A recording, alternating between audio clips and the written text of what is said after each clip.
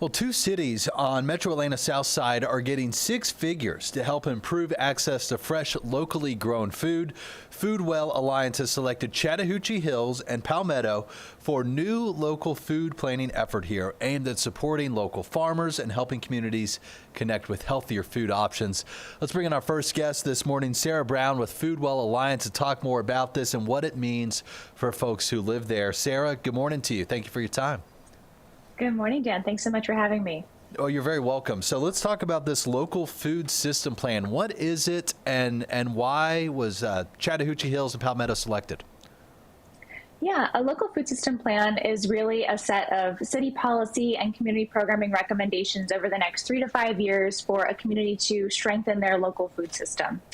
So Foodwell Alliance, we are a Metro Atlanta-based nonprofit, and our primary function is to provide resources and support to growers throughout the Metro Atlanta region. So traditionally, we've done that through providing direct resources like compost, technical assistance, workshops, et cetera. But we also partner directly with local governments and the Atlanta Regional Commission to help them develop these plans to really think about how local food and agriculture can be integrated into their development. So traditionally, we've worked with one city per year. This is our first joint local food system plan spanning 2 cities. You know, we know that local food systems and buying and eating patterns don't stop at city boundaries. So we're really excited to be integrating these 2 communities. They have such a focus on conservation. It's more of a rural area of our service area than we've worked in before. And really complementary cities that are both really committed to this work and supporting their growers and improving food access. Yes, Sarah, you mentioned rural. Chattahoochee Hills has a lot of farmland. What does a program like this do to help support the farmers who are already there? Great question. You know, Chattahoochee Hills has a really innovative approach to this. They have a 70-30 conservation policy in place. So they have committed to, setting aside 70% of their land to keep that in green space, in agricultural production. So our plan hopes to really connect community with those growers, to give them more market opportunities, to reinforce recommendations that will, help support them as more of a systemic approach. We know that there are already a lot of production growers down there that are, successfully operating their own farms. But how can this planning process bring structure and connectedness to that community is what we're hoping to see. And I know you've done this in other communities before. I think you said this the first time you've picked 2 at a time. What kind of projects do you normally see come out of this from these communities? Yeah, great question. So far we've worked with the communities of East Point, Alpharetta, Jonesboro, Austell, and Clarkston. So really kind of a broad swath and really unique communities across Metro Atlanta. Typically, we see this plan really promoting food access programs, food distributions, mobile markets, supporting growing infrastructure, so existing community gardens, providing networking to home growers, including access to seeds and tools and education resources.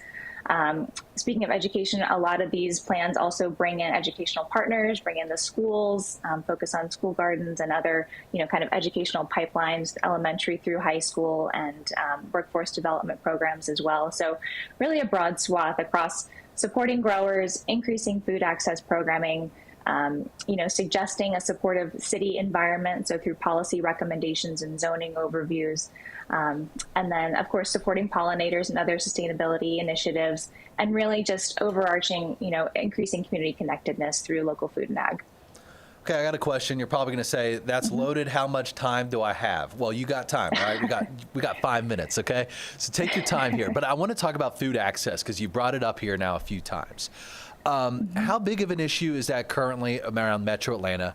Has it improved over the years? And why are there still barriers to food access? It is a huge issue here in Metro Atlanta, of course. And Foodwell Alliance, we primarily focus on the grower side of that. And so we are focused on promoting opportunities for local agriculture to flourish, and then for folks to have access to what we believe to be the healthiest and most sustainable food, which is really locally grown food. So in the past, we have supported, increasing food access through supporting our growers. So we work with over 300 community gardens, urban farms, and orchard stewards across Metro Atlanta, just really to try and increase the volume of local production in the area so that folks have more opportunity and more access points for that really hyper local fresh food. Throughout our plans, we dive a little bit deeper, of course, and work on supporting community organizations that are already on the ground doing this work. Down in Palmetto and Chattahoochee Hills, there's a fantastic organization called Community Brickworks that does, food distribution for about 75 families a week. And we are working with local production farms to, dedicate farm CSA shares to that so that can be supplemented with fresh options. Really just trying to integrate that grower support and increase opportunities for food access across the cities that we work in. Hey, I know you're also asking to hear from residents in these cities that you work in. Why is it important to hear from them? We really try to reinforce the idea that all of our plans are community driven. And so before we even jump into the planning process with Atlanta Regional Commission, who are of course expert planners throughout the region, focused on housing and transportation, and now this is a relatively new venture for them.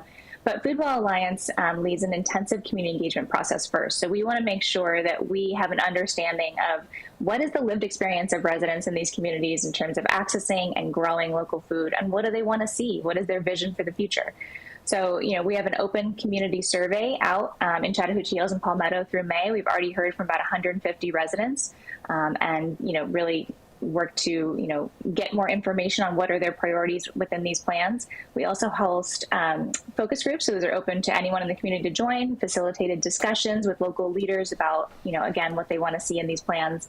And then we do individual interviews, make sure we're talking to key stakeholders, really just trying to bring together collective vision from the community. And all of that data is what informs the planning process with the Atlanta Regional Commission. So we make sure that all of the plan's recommendations really stem from resident priorities and feedback. Sarah, final question for you. We have you back on the show a year from now talking about the next grant awardee. And we look back on Chattahoochee Hills and Palmetto. How would you measure success with those two communities? Well, it's tough to measure success in a year, as city policy moves slowly. So I think success for us would be having our full grant deployed. So we have committed $100,000 to support the recommendations from this plan.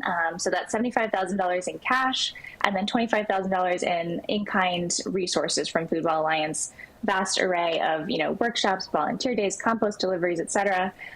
So we want to see those resources out in the community and making a difference. We also want to see these relationships that we are building through the community engagement process continue. So we want to make sure that this plan is sustainable in that it's not sitting on a shelf. There are implementation dollars associated with it, and we get right to the work. But also that these relationships that are formed through this process can, carry this work much farther than our short-term implementation. Sounds good. Sarah Brown, Foodwell Alliance. Thank you for your time this morning. Thank you so much.